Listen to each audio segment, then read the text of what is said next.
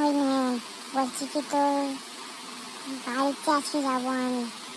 না রে ভাই, আজকে যাওয়া যাবে না, আজকে আমার পড়া আছে, আমি তাকে যেতে হবে।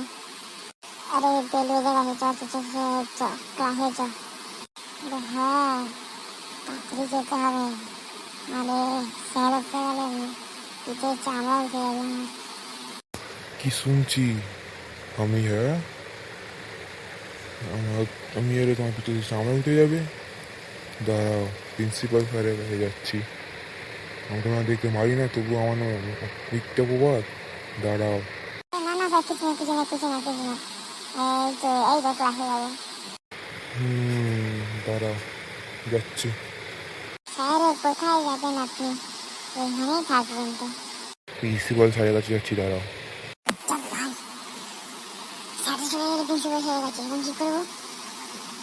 এখন আমার তো ভয় লাগছে ভাই।